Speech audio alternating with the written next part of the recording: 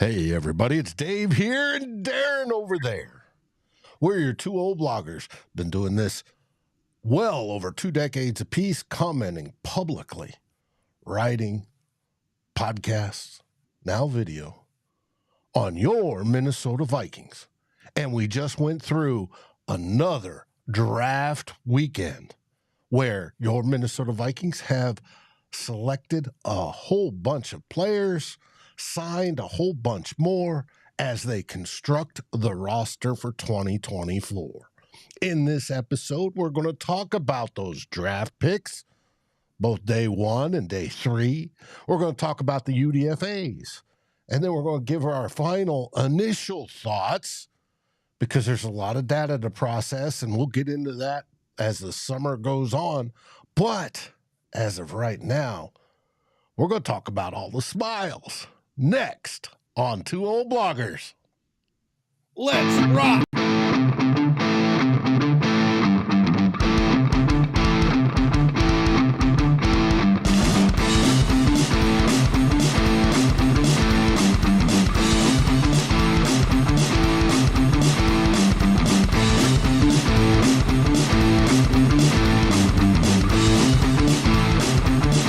Vikings First and SKOL presents This Week in Vikings Land with Darren and Dave, your two old bloggers.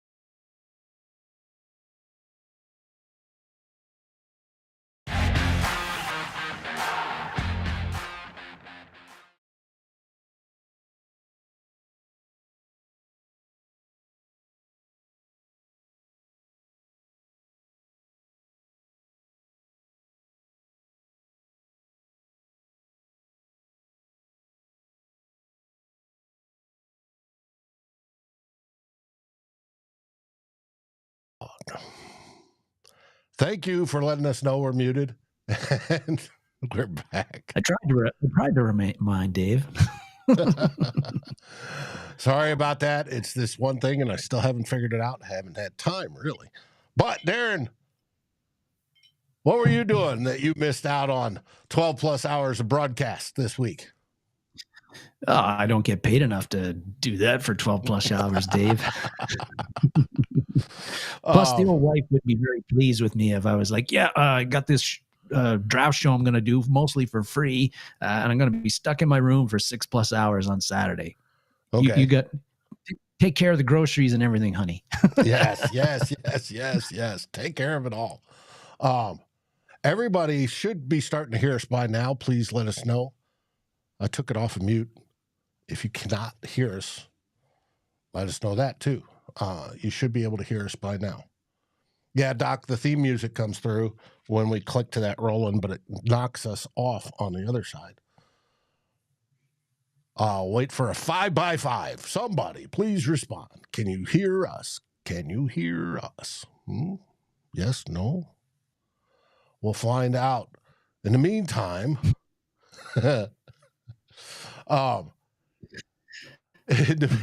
we'll talk.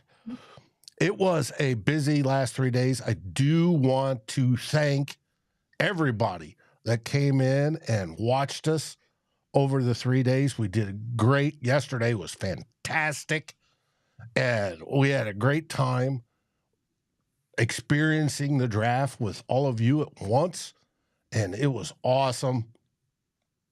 So we're going to talk about who we picked. Darren has yet to chime in, so let's get it rolling. Yes. Who do you want to talk about first, Darren? Oh, well, day one, of course, Dave. And just going to go over some thoughts that I am. And although a lot of people who have on the show probably were listening in yesterday to you and maybe even Thursday when you were on some of the other shows. So they'll have an idea what you thought about what the Vikings did. I'm going to chime in with my own thoughts and going to start with day one first. Really like what the Vikings did on day one. You get your quarterback of the future. You don't have to give up your number 23 overall pick to do so. And so like that. And then you get the best edge rusher in the draft. Yeah, you moved up to do it, but you still got the best edge rusher in the draft. I think that's a pretty good day one overall. And talking first about, and of course, the best edge rusher in the draft is Mr. Dallas Turner. Mateo Gallardo probably doesn't like that pick very much because he's not on here yet. I haven't seen him commenting, but in the past, Mateo's a big LSU fan, and I think he's called Dallas a piece of shit, dirty. That's funny. But now he's now our piece of shit. Well, I don't think he's a POS. No. I think he's quite good and will be a foundation piece for us for a long time. Yes, I agree. We'll get to that a little bit. But the first off, the quarterback of the future, JJ McCarthy. The Vikings did not have to move into the top 10 or even the top 5 to get him, which I think was a big plus. And just looking at him, hey, we know I love the mobility on this guy. That's not something that a lot of people talk about when they talk about his stronger points. But what I've seen from him, and I haven't watched him numerous times, but what I did is that he's very mobile. He can hurt you with his legs if he has to. I like that. We haven't seen that in a Vikings quarterback since Christian Ponder, who couldn't do anything else. You might say Josh Dobbs was mobile. Well, yes, but I mean, Dobbs he's almost like a distant memory. I can't even remember that he played for us. But hey, like that, you love the leadership. We've already seen that. I know that when he got his media availability on Saturday, really impressed. I know that doesn't make you a great football player, but geez, the guy knew everybody was throwing out names of teammates on the team. Sometimes these kids get drafted. I have no idea what planet they're on. They don't know anybody on the team that they've been picked. McCarthy was rhyming off everybody and really impressive. Answers are very thoughtful, well-spoken. And you can tell he's a leader.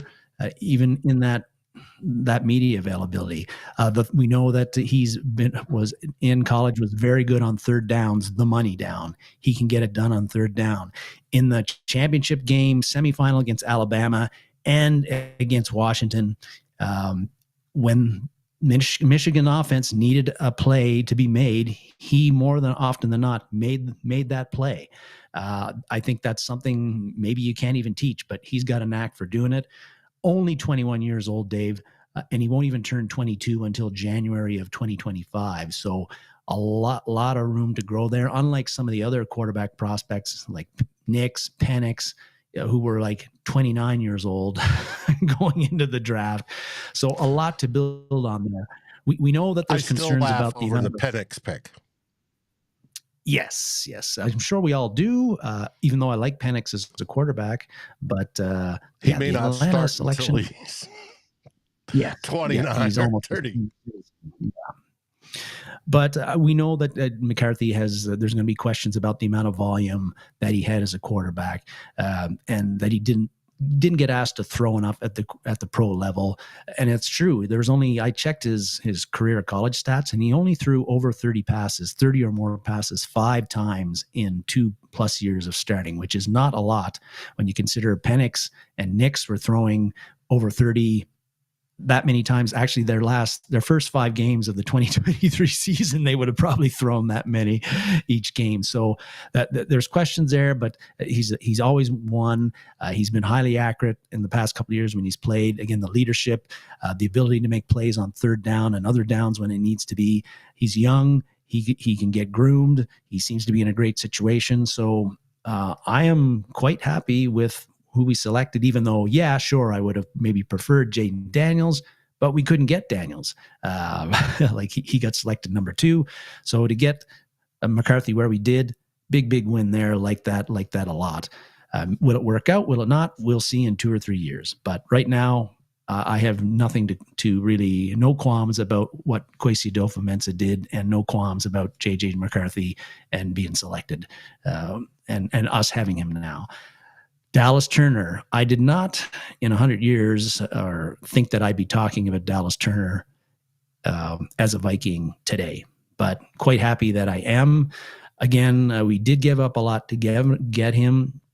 Our 23rd, the switch from 17 to 23rd, of course, the 5th rounder this year, the 3rd and 4th rounder next year, plus the 2 second rounders this year and last year, if you count the Houston trade in there as well. So a lot of draft capital to get him, but every draft website publication I saw, Dave, he was rated the number 1 pass rusher, edge rusher in this class. I thought everybody was for sure he was going to go in the top 10. To get him at 17, where we did, is great value. And if Turner turns out to be, and everybody knows about his speed, everybody knows about the long, huge, humongous arms that he has, his length. Everybody knows that he's a strong run defender. Everybody knows he was very productive at Alabama during his time there. So to get him where we did, fantastic. And if he turns into the 10 sack a year guy that everybody expects him to be, nobody's going to care about that 3rd or 4th rounder we gave up last year or the 5th rounder this year.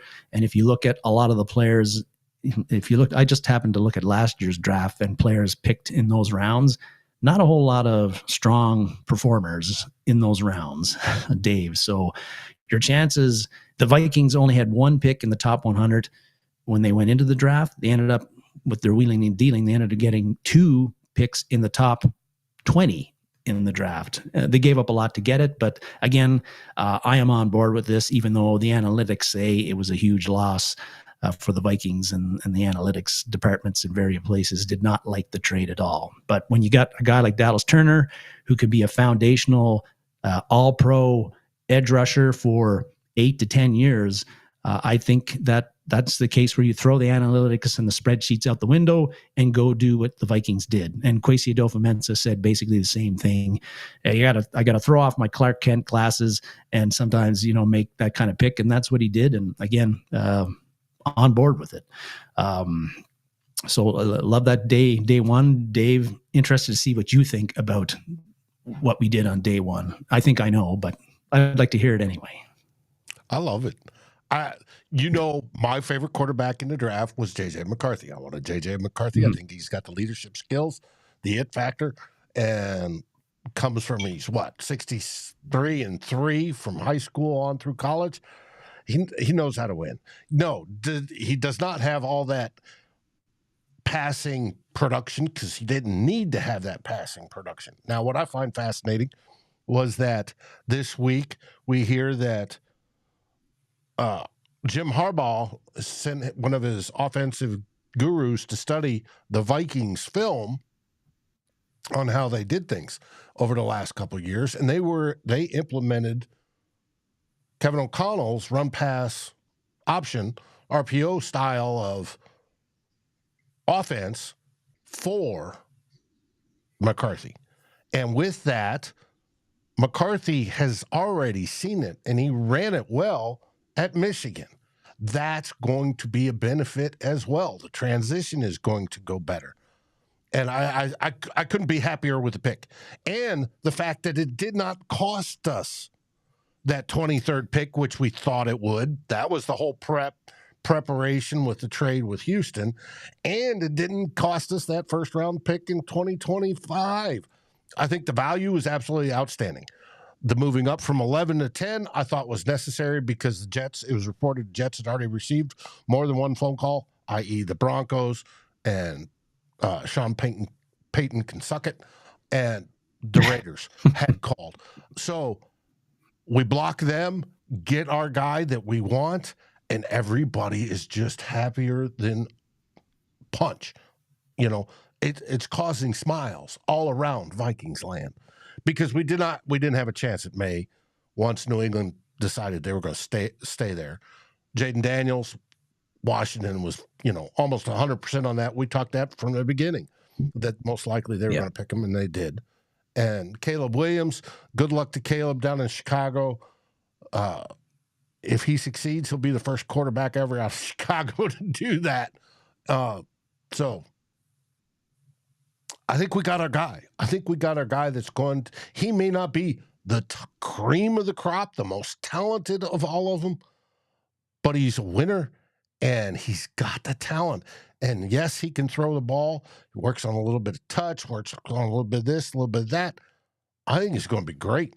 He can run the ball. I think this is the best pick possible, best fit possible for the Minnesota Vikings, and I can't wait to see him progress and grow as your Minnesota Vikings franchise quarterback over the next, hopefully, decade or better. That's what I think of day one and our quarterback. And Dallas Turner, hey, the ability to go grab him at that point in time was like, oh, he's still there. Can we do this? Oh, yes, we can. Bob the Builder style, right? And go grab him. And they did. And he's literally the best pass rusher coming out, or one of the best. He was on the number 9 on the consensus big boards. And you'd grab him at, when we moved up, when we did at 17, I'm all for that. Hey, everybody up until this point had been, we need to get more aggressive. Everybody's just sitting back. We've been complaining about lack of aggressiveness for years under Spielman and under Kwesi. There was none of that this time. Those were aggressive moves they made, whether it's staring down the Giants, waiting, grabbing McCarthy, or moving up to grab Dallas. Those were aggressive. And a lot of those people, they're saying, well, that's too aggressive. We spent too much. Are the same people that were whining that we weren't aggressive enough. I like this approach because we haven't taken it. Let's give it a shot. I think it's going to work. I think we got 2 foundation pieces that are going to set this team for the next decade. And with the other foundation pieces we already have, I think our Super Bowl competing window opens fully in 2025 after we go through all this next year. But we're going to be competitive this year. And within the division, and the division is a tough division, and everything's going to look bright and rosy and fun. I love it. I think it's a great thing that we did. That's my opinion, since you asked. But that brings us to day 3. But my final opinion on day 1, what the Vikings did. Yep. Day 3, of course. Day 2, the Vikings just sat and kicked their feet up and didn't do anything because they didn't have any picks and they didn't make any trades to get picks. They didn't have much Vikings to trade. First and SKOL, however, we were live and we had special guests all during the show. Well, you guys are all over it all the time. But day 3, this is where I think that the draft got a bit more dicier and not as wasn't quite as stoked about what we did on that. But the 4th round pick, Khyree Jackson, somebody we highlighted on 2 Old Bloggers when we did our cornerback. Yes, we did. Cornerback room positional analysis. But Khyree Jackson, I did like this pick. But a rare size for a corner, almost 6'4". Again, humongous long arms, so he can contest catches like nobody's business. Very good and excels at press man. So he's the type of corner that seems to really fit what Brian Flores wants in a cornerback and what he wants to do. Last year, of course, we didn't get to play a whole lot of man. We played almost exclusively zone because we didn't have the personnel to play a lot of man, and that's changing. And Jackson is potentially one of the guys that will help change that. Now, very old. He'll be 25 when training camp starts, and so here's a guy who's likely a one contract dude for the Vikings, because by the time he gets to his second contract, he'll be almost ancient by cornerback standards. Maybe he'll switch to safety at that point, but still, we don't care about that. We care about the next this year and the next 2 or 3 or 4 years that he's a Viking, and so I think this was a good pick. He got picked around the range, the 4th round, where I saw him expected to go. Like the pick.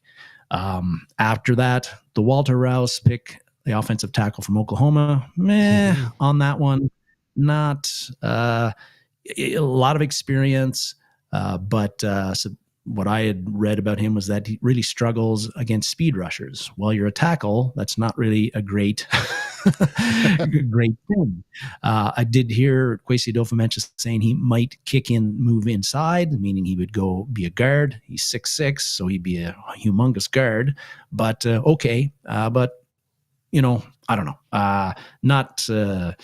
It's the 6th round though, but it wasn't really crazy about this. Then we picked the place kicker, Will Reichard from Alabama. Well, last week, what did we say about using a draft pick on a place kicker, Dave? We hate it. Don't do it. And they did it. I said last week, hey, why waste a draft pick on a punter or a place kicker when there's all kinds of history that shows that you can get a really good one on the free agent market, like the undrafted rookie free agent market. We did not do that. We decided out of the UFL, whatever FL. Yeah. Mm-hmm. So we did use it. I mean, there's no denying it's a need. It was a need for the Vikings. They needed to provide some competition again for John Parker Romo, and Reichard was a very good place kicker at Alabama at the college level. Kicked and made a lot of kicks in some very big games and high pressure situations. So I like all of that. I just don't like using a draft pick, even if it's a late day three, in order to do that. And the other thing about this is that there was guys like Christian Boyd, the interior guy from Northern Iowa, who a lot of teams liked and was moving up the board. We could have drafted him either in the position that we drafted Rouse or Reichard, but we didn't. And then the Saints ended up getting him. And defensive line was a big need, I think, for the Vikings as well, but we didn't go that route. Anyway, so those are 2 picks I question. The 7th rounders. On this one, one, he was ranked, I think, 4th amongst kickers for PFF. He's only missed 2 extra points out of like almost 260 attempts. The dude can hit. Now, the question is how far he can hit, as long as field goal is 52 yards. But he wasn't asked to hit further than that because he was on Alabama, right? They tend to score a lot, so he's not making long field goals. So it's going to be interesting to see how he comes out and how he competes. Supposedly this kid, his backstory, from what I'm hearing, is he's wanted to be an NFL kicker since he was 5. And he started going to kicking camps in like junior high. That he was, most kickers come from soccer players that, hey, come on over, on a Friday, kick a few field goals for a high school team. No, this kid, this is all he's wanted to do. And he's the first guy I've ever heard that's his goal in life, to be a professional football kicker. Okay, it's a good one. Pays well, right? I broke that down a few years ago, I think, on one of our shows on how $ per minute played, the kickers make the most money. Why? Because they only play an average of like 6 minutes in the entire season. And so if he's going to be that guy where this is his life, this is his profession, hopefully we're not going to see the swings we do with kickers where they get real good and then suddenly they have a mental breakdown and right, and then they get good and they right, or they get on the Vikings field and it's, oh my God, wide left, or just an extra point, boom, miss, Joseph. Right? Another extra point. Boom. Miss, Joseph. So hopefully we don't have those mood swings, if you want to call it that. The bipolarness of the kid that hits. And I'm hoping this kid, because we drafted him, that to me goes beyond any analytic approach from the analytics GM. Because we drafted, I'm hoping that's what we get. A surefire, he's bank, 98% of the time, guaranteed, blah, blah, blah. And if that works out, I'm cool. Stephen Wright mentioned that he wonders if I think it's a good point, if the selection of Reichard had to do partly with the kickoff rule changes, which are going to result in a lot less touchbacks, which means the big booming leg maybe isn't a big deal. And I think that is a good point. I think the counterpoint to that is that it's getting expected that kickers, like a 50-yard field goal is almost not a long field goal anymore, Dave. Like all these kickers are kicking a 50-yard field goal. They're making it by 10, 20 yards almost, it seems. Mm-hmm. It's like the long field goals. You can't have a kicker these days, or it's not advisable, I think, to have a kicker who's got a somewhat weaker leg, who's the 50, 51, 52 yarders are iffy. And as you said, Reichard's longest was 52 in college. But again, I've heard that he's improved his leg strength. And like you said, at Alabama, they're always scoring touchdowns. They don't settle for field goals very often. And he didn't get asked to kick a lot of long 50-yarders either. So, right. but super accurate. 5 for 5. Yes. From that distance, it's just he wasn't asked to go further.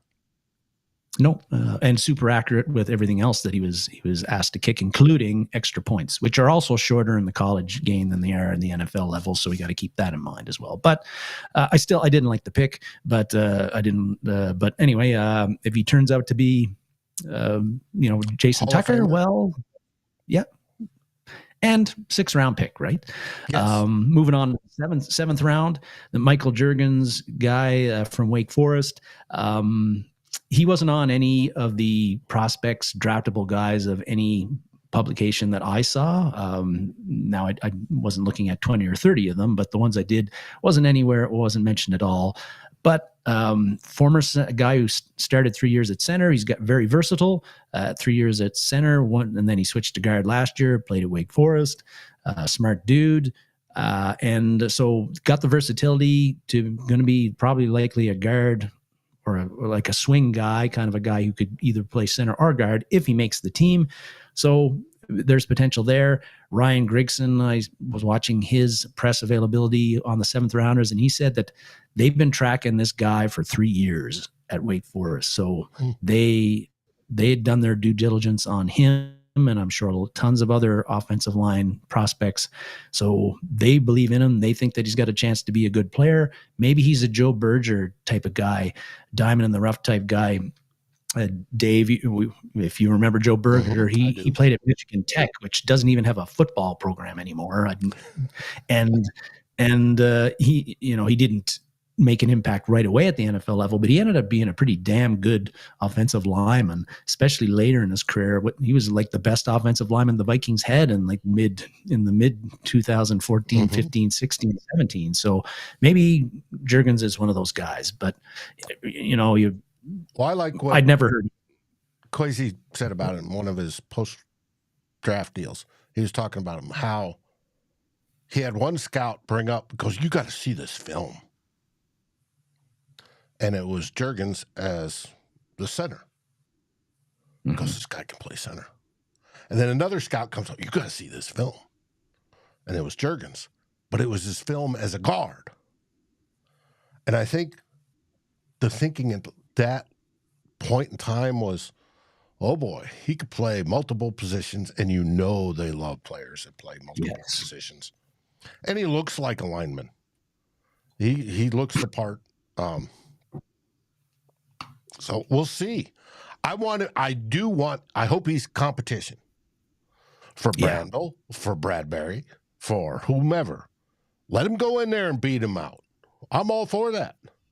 But we'll see. He's what, 7th rounder, 6th rounder? So 7th rounder. Yeah. Don't expect that, but I'd like to see it. No Stop says that, going back a bit, that he's heard that they're going to move to Khyree to safety. That wasn't what I heard. Grigson Grigson, again, when talking about the pick of Jackson, got asked that specifically, and he said, "We think he can be a damn good corner." So I think they view him as a corner unless he proves otherwise. Just a little comment there. So Jurgens, the final pick was the Ivan Drake Rodriguez. I'll admit I'd never heard of the guy when he was selected, but hey, guy had self-made player, tremendous work ethic, fantastic human being. Apparently, I saw his interview. Very polite, and yes sir, no sir, all this stuff. Ryan Grigson said they all loved him. Again, that doesn't make you good on the football field, but as far as like character-wise, he checks all the boxes.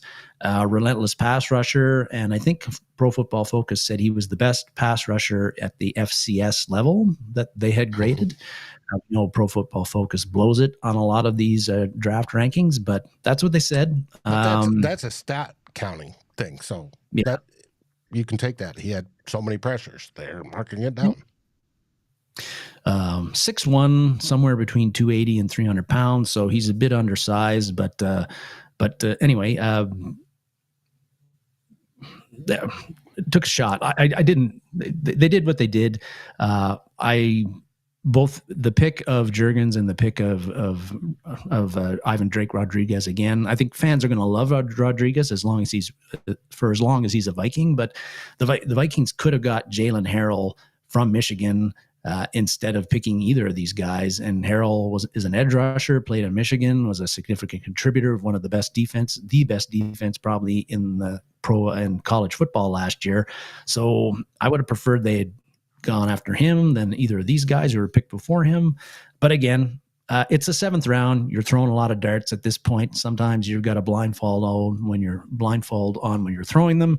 Hey, it is what it is. A bit of a top-heavy draft, obviously, Dave, but JJ McCarthy and the Dallas Turner picks, those are the ones that are going to make or break this draft, as normally first-rounders normally do. So liked what we did on day 1, not as kind of meh on day 3, but hey, we shall see, as you like to say. Mm-hmm. And I don't know what you thought about the day 3 picks, Dave. You've already chimed in a bit on Jurgens, etc. But well, sort of like this expression from Ziggy this weekend on the day 3 picks. But as I explained yesterday, the team knows a lot more about personalities of players, and there may be players we like that were higher up on the boards that they're going, why didn't you take him? Well, there may be something behind that there was a reason they didn't, and we just don't know. But the day 3 picks, as everybody knows, I use the CBS draft chart. Day 3 picks, you hope they should come in, play special teams, and you hope you can develop them. They are very unlikely to make a second contract if you get one that does. And if you get one that turns up and starts, obviously if they start, they're going to probably make a second contract. You are way above the power curve on where you drafted them. So these are guys that are going to come in and be assumed to be special teamers and try to make the team. Most of them will. When you get to like Khyree Jackson, he should. It's very rarely you cut a 4th rounder. The Vikings have done it before, but it's very rare you do that. So he should be on the team competing. As for everybody else below that, they've got to make their mark. Now they've got some great stories behind them, and I look forward to seeing them try to live up to those narratives, because it's tough making an NFL football squad, and especially what we saw yesterday, the day 3, you saw there was talent when the day started, but then suddenly it just dropped. Mm-hmm. And you're going, who, right, during the day. And the teams had warned us about it, and PFF and other people had warned us that there's a bunch of talent at the top of the draft, and you got some mid, but at day 3, things are just going to fall off the cliff. And it's got to be because of the combination of COVID and NIL and all that stuff. And that's got to play through for the next few years. until it settles down. But it just turns out that way. So teams were picking players. Heck, what was it? Green Bay that selected a punter ahead of us, or type deal. Is either Green Bay or Chicago did, one of the two. And everybody's like, "What?" Green Bay also picked, was it 20 safeties? Yeah, something like that, and short-armed offensive linemen. So it's day 3 is day 3. If we get something out of it, great. Now, if they turn out to be productive special teamers, we've got our worth out of them. That's what we want. Mm-hmm. So let's see how many of those guys make the team. Odds are that not all of them will. So it's going to be interesting to see. But they provide competition. They have their dream is started. They got drafted. And speaking of dream, if they don't make the team, they'll likely, unless they really stink, they'll likely be a practice squad, added to the practice squad. Yep. Yeah. Emmer says it was Chicago that took the punter in the 4th round. Yeah. Nick and Riley both said that. Yeah. Yep. Cool. Don't stop you hate the Eagles. Hey, I have no problem with that, brother. None. They're not my favorite team either. So it's going to be interesting to see how these guys go. But they got drafted. They got that part of the dream going. Now, speaking of the dream, after the draft ended, we go into the undrafted rookie spot, the free agents, where they start fighting over them. As soon as Kwesi was, well, I'm sure it was before Kwesi was done in round 7, they were making calls to players, right, to say, hey, if you don't get drafted, we want you. And as soon as the draft concluded, they were signing players. And that's next. Theme 2.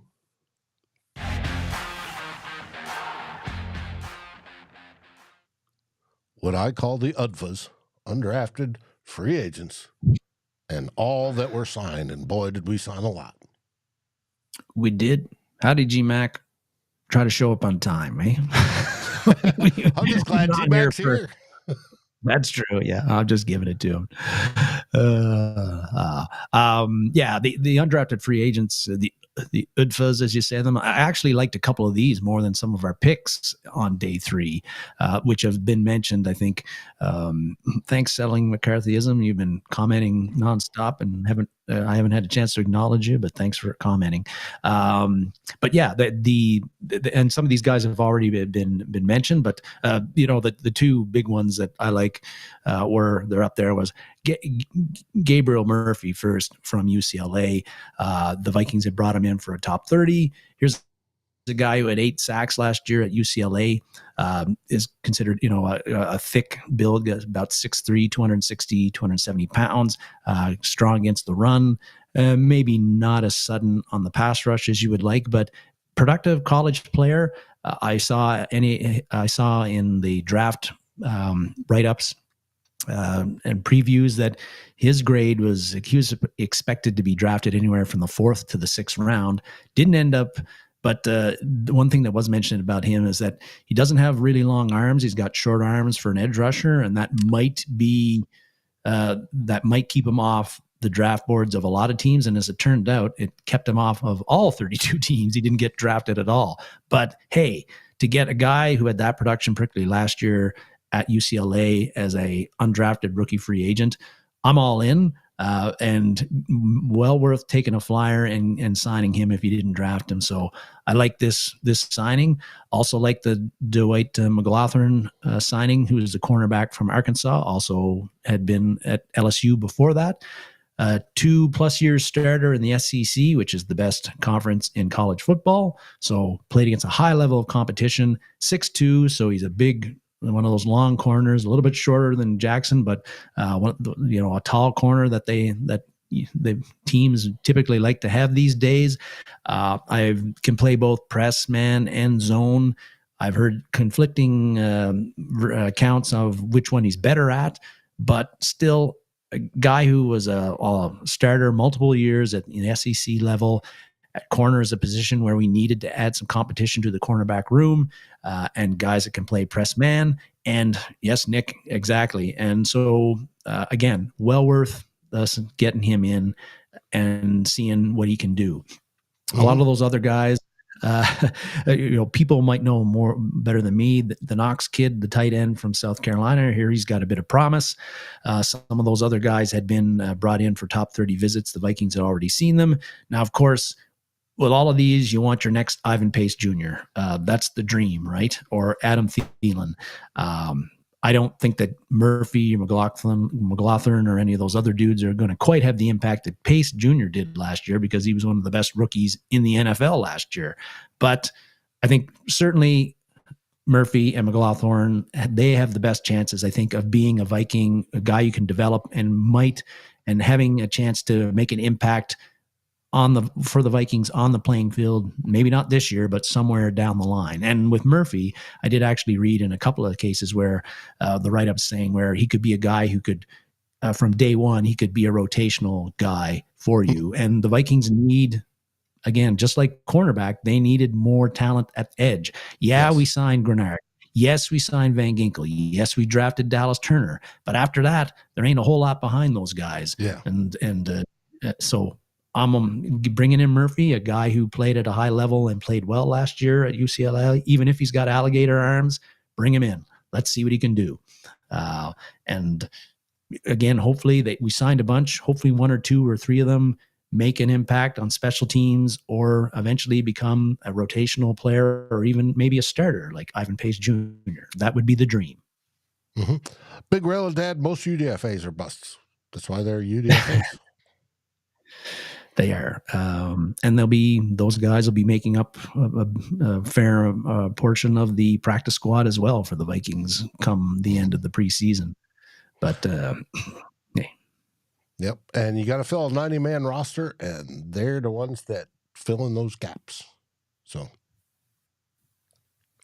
it is what it is. Now, as we're ending the talk on UDFAs, the Vikings' next step beyond this, after signing 17 UDFAs, signing the players we did was 7 picks in the draft, there's still some free agents out there, the normal regular vet free agents out there.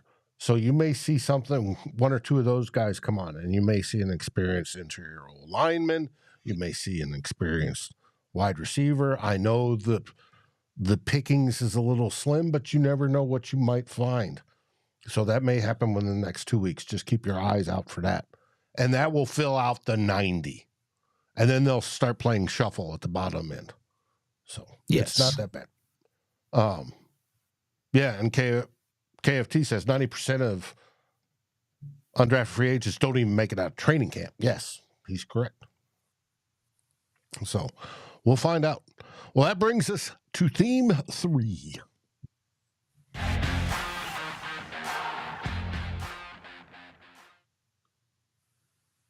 Final thoughts about the draft that happened from Thursday, Friday, and Saturday for the Vikings. So, Andrew, I haven't heard anything just button in there. No, I haven't heard about Reisner. And we talked about this last week, I think, but it's possible that the Vikings bring him back and he's just a late signing like he was last year. And they do bring him back to compete or to compete for left guard starting position, although I don't think he'd sign with us if he's just competing, but it's possible he'd be brought back again, depending on what they think about the guard and how the depth looks. And right now it doesn't look all that great. So quite possible, but if you're Reisner, you're probably wondering why the Vikings didn't re-sign you in the first place. So I don't know if he takes things personally. I'm sure it comes down to money and opportunity. There is opportunity here. I don't know how much money there is here. But moving on, final thoughts about the draft. Just a few things I want to bring up, and Dave, you can chime in as well, of course, and anybody else. But I guess one thing was mentioned earlier, Kwesi Adofo-Mensah, our GM, super aggressive on day one and what he did. And you and I both like his aggressiveness there. What surprised me was that I was surprised on day 2. I figured he would pull off 2, maybe 3, maybe more deals, looking to either add some draft picks in this draft, or either maybe grab 1 or 2 for 2025, because we've given up a lot of picks in 2024 and 2025 to get the players in round 1 and Dallas Turner and JJ McCarthy and all of that. But he did not do that. No deals. Maybe there was some to be had. He just didn't like them. But there was no Philadelphia Eagles, Howie Roseman, 8 deals in the draft. So I was a bit surprised, again, that we didn't see deals on day 3. I was expecting that we would. That didn't happen. Doesn't mean it's right. Doesn't mean it's wrong. But just something that surprised me a bit. I think as far as addressing needs, hey, got our quarterback of the future, which is the most important need of all. Done. Got an edge rusher to be the replacement for Danielle Hunter, a guy who can be a long-term foundational piece of your franchise and your defense. Done with Dallas Turner. Great. Added some, got a corner to add to the competition at the cornerback room and talent there. That was a need. They did that. They did grab some guys on the interior, potential interior guys. Don't know if they'll make the team or not. Don't know if they'll ever amount to anything, but they did kind of address it there. Things that they did not address that I would have preferred that they did, keeping in mind that you cannot address, the Vikings had a lot of needs, and with 9 picks, and they ended up only having 7, you can't address all needs in every draft. You got to make some choices, and based on what you think that player is like compared to another player. But they didn't address wide receiver. So I guess that we are good with Brandon Powell or Trent Sherfield or Jalen Naylor as our number 3 guy. I'm not, but hey, that is what you're looking at right now. Not only did they not address it in the draft, they did not address it really with the undrafted rookie free agents, because we've got a couple of wide receivers from Mercer, a college I've never heard of, and players that I've never heard of. But I've heard of Mercer in college, but I didn't know they were a big football power. Yeah. So we didn't address wide receiver, a bit of surprise there. We didn't really address getting a left guard, I think, who could be a legit competition for Blake Brandel right now, who is our starting left guard if the season started today. So a bit of a surprise there. And I know a lot of us wanted yesterday to select Mahogany, Mm-hmm. and he ended up going to the Kittens, unfortunately. Yes. You got to remember, day 3 picks, they're not expected to be starters, especially in the first year. You may find a lineman that works out there. There's plenty of them that do, but they're not expected to be a starter. You take a lineman in the first round or the second round, you expect them to start, not on day 3. So at least we got the kid from whatever school that was that plays both guard and center. Yeah, Wake Forest. Yeah, Wake Forest. And so it's right now we're rolling with Brandel, and unless they take somebody that's out there as a free agent, everybody talks Dalton Reisner, whether it's Reisner or somebody else that may give him competition. Still out there. I don't know. He is. At least he was last week. And Andres Pete, the former Saint starter at guard. Now, I don't know whether injury, he's had a lot of injury problems, and I don't know whether that's an issue, why he hasn't been signed. But he's the only other guard other than Reisner that I looked at the free agent tracker and over the cap last week. Those are the only 2 that really had starter experiences that I could see. DJ Chark is a free agent, Michael. Yes, he is. He was a guy I was interested in signing as a free agent for the 2023 season, but after what he did last year, I don't know. I feel that he's been 2 or 3 years now where he really hasn't done a whole lot in the NFL level, and I kind of wonder if that teams have just kind of given up on him a bit, even though he was, quite talented coming out of LSU and has even had a 1,000-yard season. But anyway, left guard didn't really address that. Wide receiver, no. And Aaron mentioned it about, see, Ryder's got the knowledge on one of the Mercer wide receivers. Mhm. Thank you, Riley. And the other thing was, Aaron mentioned it about a defensive tackle. We didn't seriously address defensive line, which was a weakness on this. Ivan Drake Rodriguez, yes, but 7th rounder from Texas. And he's small. He's got Commerce. tons of heart. Yes. Right? And that may be the key to his success. Think Johnny Randall. Yes. Undersized, won't turn into anything, and he turns out to be a Hall of Famer. So, yeah. But those are 3 areas that we didn't address in this draft that I would have liked to. But it's kind of pick your point. Is it poison? Like I said, you can't get at all the needs sometimes. And when you have 7 picks, there's even less chance of you addressing those needs. So it is what it is. Another observation, I guess the final one is just when you look at, we talked about top 30 visits and players that the Vikings had met with prior to the draft. And I think when you looked at those names, what is clear is the Vikings' focus was very much, they knew at one point they only had 1 pick in the top 100. They ended up having 2 in the top 20, but they knew they didn't have a lot of day 1 and day 2 picks. So they didn't focus a lot on players that were going to be likely drafted on day 1, day 2, and day 3.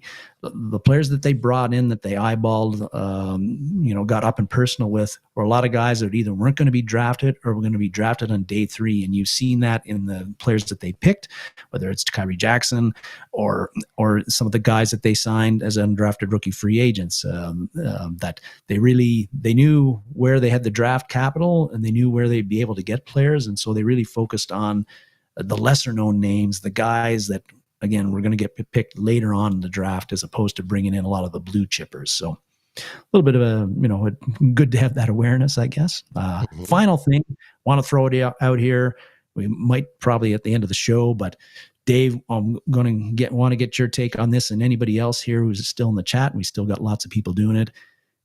JJ McCarthy, when do we think he will be officially taking over as the starting quarterback for the Minnesota Vikings? 3 options here. Do you think he will be the starter from day 1 of the 2024 regular season? 2, do you think he will start sometime within the 2023 regular season? Might be 4 games in, 5 games in, 12 games in. Or 3, is he going to be the starting quarterback in the 2025 season? Personally, I think one thing, it'd be great I think it'd be great for really seeing that he is the guy who's going to be our quarterback for the future. If he shows clearly that he's the guy to start from day 1, even if he's young, if that would be really encouraging. That would show that he beat out Darnold and that he's got enough confidence from Kevin O'Connell, Wes Phillips, and the whole brain trust that he is, that they feel that he's ready to go and ready to handle it from day 1. But I think that it's going to be somewhere between game 7 and game 8 of the 2024 season that he will be run out there and he will take over as the starting quarterback for the Vikings. Dave, your thoughts? I found it interesting that Kwesi talked about turning it over to KOC for their plan to grow up their quarterback. And by growing up, what they're talking about is not a specific, and then KOC even said it in his presser, they're not putting a specific, you will start by this date. That's not happening. They're not doing it. They're not approaching it that way. They are approaching it by, you've got to accomplish these steps. You're going to fill these boxes before we put you out there and that you're ready to go. Now, what I like, right, is when, he was asked, when during the pre-draft process and visits, what do I need to do to make you draft me? Right? He was looking for, where are my weaknesses that I need to improve or work on so you will draft me type of idea. Well, these fill the boxes approach, and Norsefius can vouch for this. In the Air Force, we had training and we had to sign off certain tasks. You had to be able to do certain things before you went up on your skill level, right? We can't, when we all come in, we're 1 levels. Then we go to tech school and we become 3 levels. Tech school for a mechanic is learning lefty, loosey, righty, tighty, right? And how to safety wire a cannon plug. It's real rudimentary stuff. Then you went to your, what we called Able Chief School back in the day. You learned your airplane.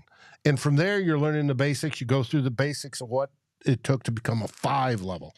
And a 5 level meant you could be out there and do things, right? I could trust you to go change a tire. Now, I'm going to have to inspect it, but you can go change a tire. You have enough knowledge to know what to do, how to read the tech data, know what to do, get the tire jack, get the tools, get the grease, get everything that you need to, fresh set of bearings, fresh tire, all that sort of stuff, everything that's required, and go out there and execute that task.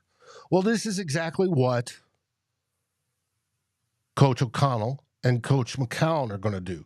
They're going to sit there and work with him as they're going to go through, master each of these tasks.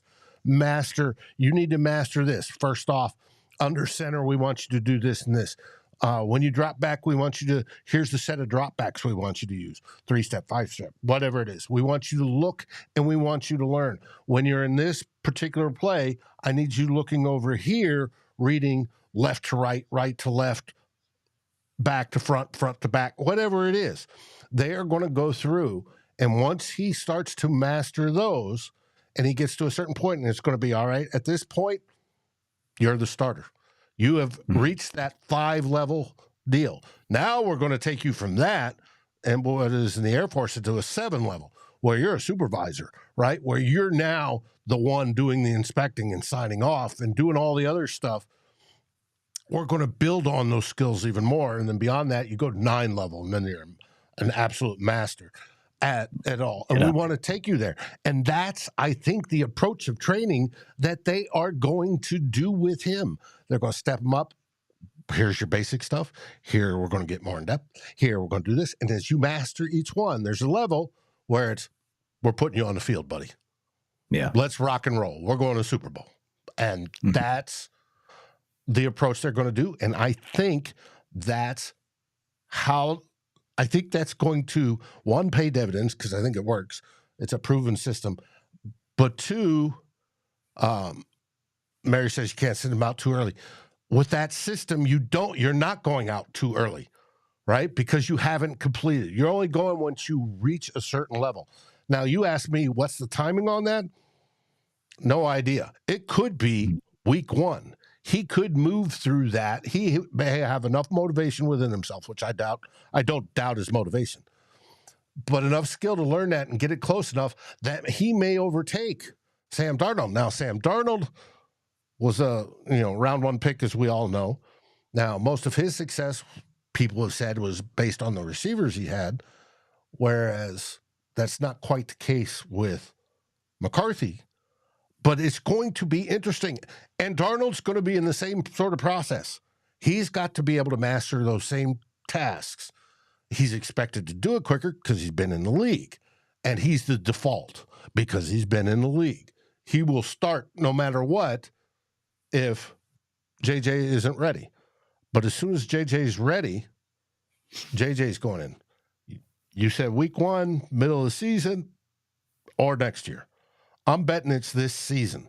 Whether it's week 1 or not, that's going to be fun to watch. But I'm betting it's probably middle-ish that we see him. But he's going to get there. They have personally taken, this is, we talked earlier, KOC says he's rearranged everything. We're getting Wes Phillips is taking a lot more charge of the offense, while he and McCown purposely are grooming this quarterback. I think all the quarterbacks wanted to come to Minnesota. We drafted. That's weird. Yeah, and J.J. McCarthy was the lucky one to come.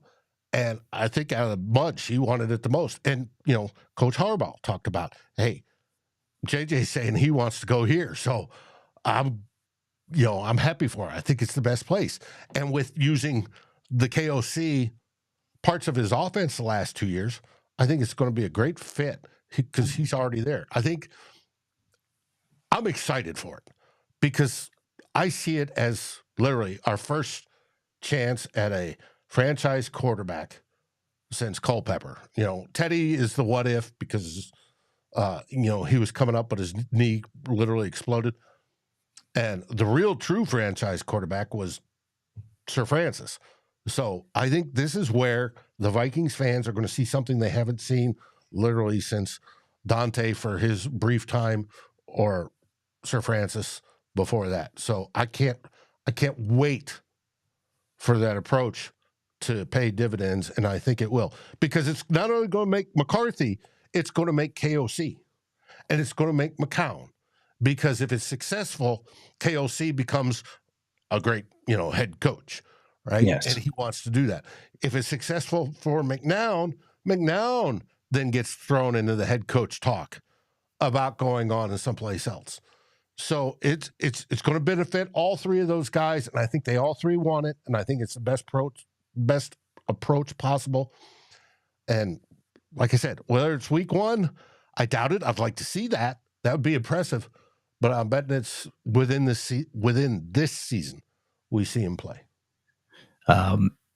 There was a few comments about predictions from people, our viewers, on when they expect McCarthy to take over. I was laughing at one. Riley said it'll be week 4 after Ingram steps on Darnold's foot. Well, that may be part of the training. Don't step here. Here's the film. Yeah. We'll show you why. Another good comment, and something actually I thought of as somebody mentioned, I'm not sure who it was, that talking about how O'Connell is seen as a quarterback developer of quarterbacks. Mm-hmm. That commenter asked, do we have any examples? And I think that's a great question, because that's something I'm going to be looking into, because we hear that said a lot, but who has O'Connell actually developed that? Well, I would say he improved Kirk Cousins. Mm-hmm, mm-hmm. Not from a stats point. Kirk Cousins has always been the stats guy, right? Yeah. Kirk Cousins at 35 touchdowns and over 4,000 yards and da-da-da. He always great at stats.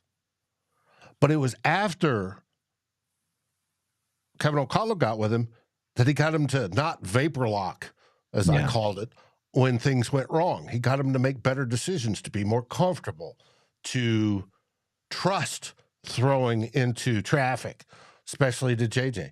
That Kirk Cousins had never played like that before, Kevin O'Connell. And that's one example I would give to him developing a player. And we'll see. Hey, let's watch Kirk in Atlanta this year. See how he does. We'll find out. Yes. And Aaron says Mullins threw over 4. He got Mullins to throw over 400 yards. Mm-hmm. That's something. Hey, got Josh Dobbs to win a couple games. That's true. Yeah. Talking him through the plays in the headphones. Mm-hmm. So there is, and that would have never happened under Mike Zimmer. Never. Zimmer would have had a heart attack on the field first. So it's interesting. Yeah. But we'll That's find all out. to say about that. That's why I say this is him developing McCarthy is going to be a testament to him as well. Yes. When Charlie says KOC didn't develop himself. KOC had a noodle arm, basically. And you're right. But he's been planning this since he was playing. So I think this is going to be an interesting process and experiment. And I think it's going to give us great dividends that the Minnesota Vikings fans haven't seen in a while. Hey, I wore my 2017 T-shirt for a reason today. We went to the NFC conference game. We got smoked in the NFC conference game, but we had the Minneapolis Miracle before that. That was the last time we were at the NFC Championship game.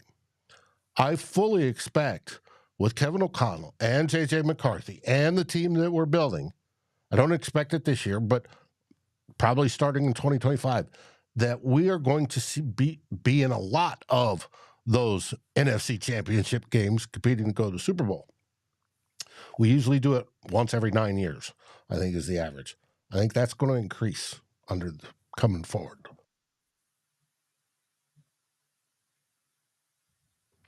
That's just me. Yeah.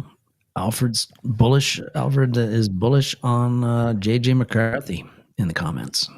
Says he's ready to go. Then he'll go through that, Alfred, then he'll go through those blocks all the quicker. Mm-hmm. And we'll see him all the faster. But there is a step up between college and pro in every position. Andrew loves my optimism. Hey, if you don't have optimism, it's not much worth watching football, unless you're just a glutton for punishment. So that's what's different about this year too. If we would have ran everything back, it would have been same old story, same old talking points, blah, blah, blah. Yes. We're not. We're talking, we've got new hope. We've got new founded hope. We've got 2 outstanding starters, hopefully in the first round. We're excited. I want everybody to be excited because Vikings can be very good. They're good now. We've got a good offense, and our defense has gotten better, and Brian Flores has gotten parts and pieces through free agency and this to make it better than last year. Hey, we may not be the best in the NFC North because the NFC North is getting tough. Yeah. But we're going to be able to, hold our own. And then, like I said, we'll finish this total competitive rebuild in 25 per the plan. We'll have all that cap space to fill in if we needed a guard or center, and we can get the top of the line that's coming off in free agency. And I think that's where it puts us flat over the top, and everybody's talking about how you got to beat the Vikings. Oh, wouldn't that be nice? Mm-hmm. So, top 5 defense, Delton. Exactly. Mm-hmm. Gonna need it next year. And Ryan says, happy to have JJ to JJ. You ain't the only one, buddy. I can't wait. And speaking of JJ, as in Justin Jefferson, there are rumored reports by credible sources that I'd heard rumors this last week that it's basically done. They're just waiting on the time period to release it. Yeah. They want to get past the draft so that, and I think even KOC said, so that he can have his own week or own month celebrating that we re-signed. It was Kwesi adofo-mensah said that. Like they weren't going to announce anything this week because it'd steal too much of the thunder away from Justin Jefferson getting the contract that he deserves. Yeah, and so it's going to happen. I'm not worried about that. And it'll get boring. We have what? They're talking about it may be the 9th or the 14th or whatever it is that the schedule comes out. And that'll be a big deal. So the schedule comes out, and then after that, it'll get quiet again. We'll have a rookie OTA where they come in and they get their pads and then get tours and all that sort of stuff, and we'll get to know them a little bit better. But then it's going to slow down greatly. Yeah. That's when we start doing deep dives into JJ McCarthy, into Dallas Turner and stuff like that, as we're talking it and looking at going into the season. And then that's when they're going to pop we've signed JJ to the biggest contract. Let's celebrate. Justin Jefferson's going to be with the Vikings for the next 3, 4, 5, 6 years, whatever it is. And I'm all for that. All for it. Question here from Major. How do you think he'll mesh with JJ and JA as far as deep passes? He doesn't have that much tape throwing deep. I think it'd be fine. We know he's got the arm strength. Yeah. Dude can throw a 61-mile-an-hour football. He's got the arm strength. I think it'll be just fine. And those guys, whether it be Jefferson and Addison, but specifically Jefferson, is going to be tutoring him as well. And I think that's all part of it. It's going to be here. We want you to throw this way. On this type of pass, one of the complaints about McCarthy is he's got the zip. He doesn't know how to feather it in real well, or he doesn't do it that often. It's going to be, JJ will be saying, on this pass, you're going to feather it in this way. You're going to loft it a little bit more, and just go a little slower. and we'll do this or do that. And he's going to learn. To me, I get the impression the kid wants to learn everything, soak it all in, get better and better at what he does. And that's an attitude you want in a football player, no matter what position it is. I don't think that you can succeed at the pro level if you're not insanely a workaholic. And I think that these guys have work ethics that we don't would blow us away if we saw them day to day and what they put into, and particularly the quarterbacks. You hear all the time about how Brady and others are always at the facility from Monday to Sunday at 6 a.m. because that's what's expected of NFL quarterbacks during the season, is that they're there 12, 14 hours a day doing whatever they need to do, studying tape, getting their reps in, doing their treatments so they can be prepared for anything that gets thrown at them in a game and succeed while doing it. Mm-hmm. Yep. And I don't think there's going to be any Tuesdays taken off from this quarterback.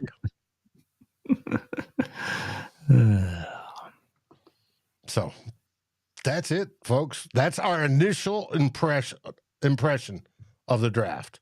And I want to thank Darren for giving us his, since he missed the last 3 days.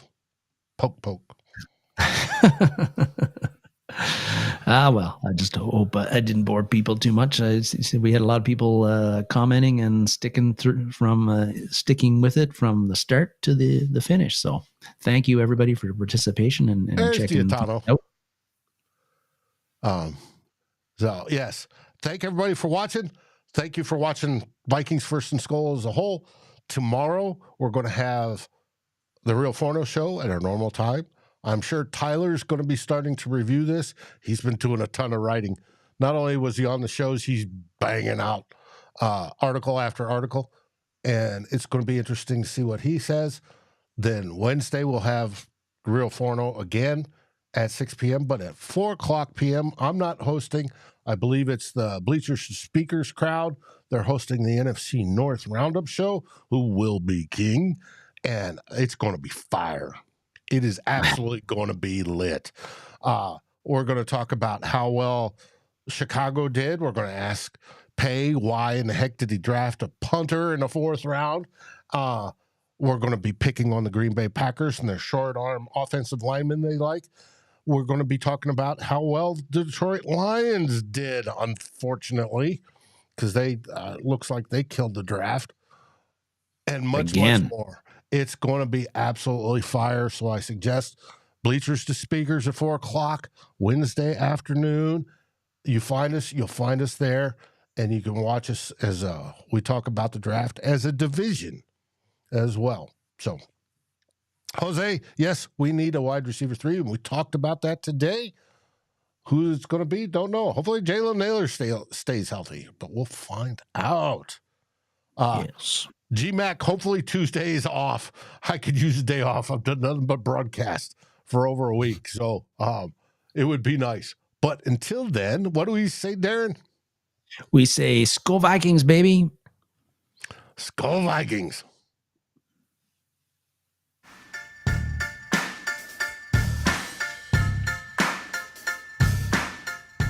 Like, subscribe, and ring the bell, and rate us on your favorite podcast aggregator. Darren and Dave, thank you for watching this episode of Two Old Bloggers. We look forward to seeing you on every show on the new Vikings First and SKOL. You can find our podcasts as part of the Fans First Sports Network. Sports takes for the fan, from the fan. SKOL, everybody!